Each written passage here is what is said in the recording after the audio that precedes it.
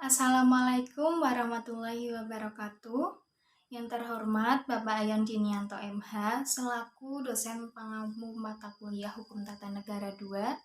Sebelumnya perkenalkan saya Dian Fathar Akmala dengan NIM 1521121. Dengan video ini saya akan mempresentasikan materi tentang kewarganegaraan. Nah, materi tentang kewarganegaraan ini ada beberapa subbab. Sebab yang pertama yaitu ada warga negara, kemudian ada penduduk, lalu hubungan negara dengan negara, selanjutnya ada hubungan negara dengan penduduk, yang terakhir yaitu ada asas dasar kewarganegaraan, yaitu asas ius soli dan asas ius sanguinis. Sebab yang pertama yaitu warga negara. Teman-teman, udah pada tahu belum apa itu warga negara? Baik, warga negara atau citizen yaitu rakyat atau penduduk yang menetap di suatu wilayah tertentu dan berhubungan dengan negara.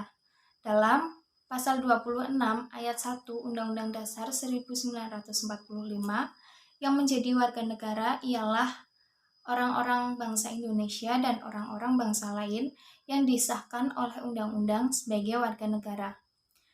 Sebab yang selanjutnya yaitu penduduk. Penduduk dalam pasal 26 ayat 2 Undang-Undang Dasar 1945, penduduk adalah warga negara Indonesia asli dan warga negara lain yang bertempat tinggal di wilayah Indonesia dan telah menetap atau berniat menetap selama minimal 1 tahun. Nah, tidak semua penduduk merupakan warga negara. Contohnya, seseorang ini berkewarganegaraan Indonesia, kemudian orang tersebut merantau ke luar negeri untuk bekerja.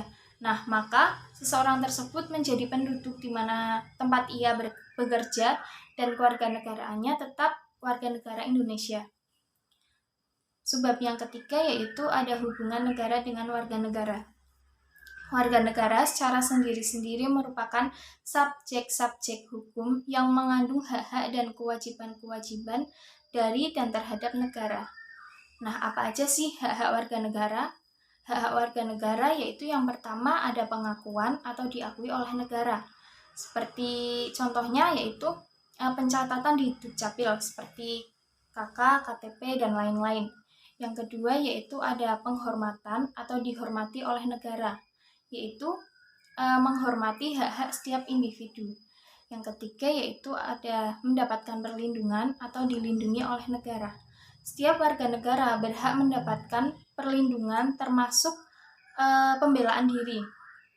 Yang keempat yaitu ada mendapatkan fasilitas atau difasilitasi. Setiap warga negara berhak menggunakan fasilitas umum, contohnya seperti angkutan umum dan lain-lain. Yang kelima yaitu ada pemenuhan atau dipenuhi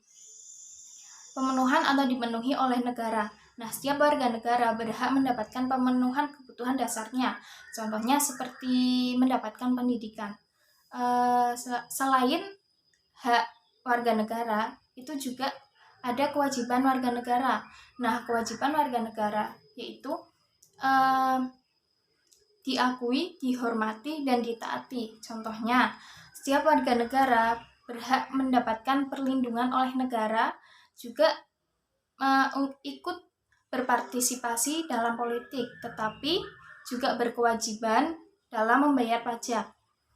Nah, selanjutnya yaitu ada hubungan negara dengan penduduk. Hubungan negara dengan penduduk ini terletak pada kedudukan penduduk sebagai warga negara. Karena syarat berdirinya negara yaitu adanya penduduk. Jika tidak ada penduduk, maka tidak ada negara. Dan jika tidak ada negara, maka tidak akan ada hubungan negara dengan penduduk. Yang terakhir yaitu ada asas dasar kewarganegaraan. Yang pertama yaitu ada asas ius soli.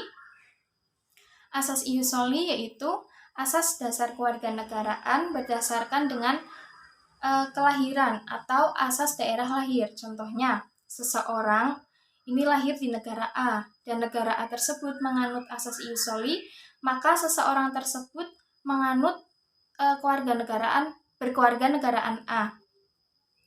Kemudian yang kedua yaitu ada asas ius sanguinis. Asas ius sanguinis yaitu asas dasar kewarganegaraan berdasarkan hubungan darah atau keturunan.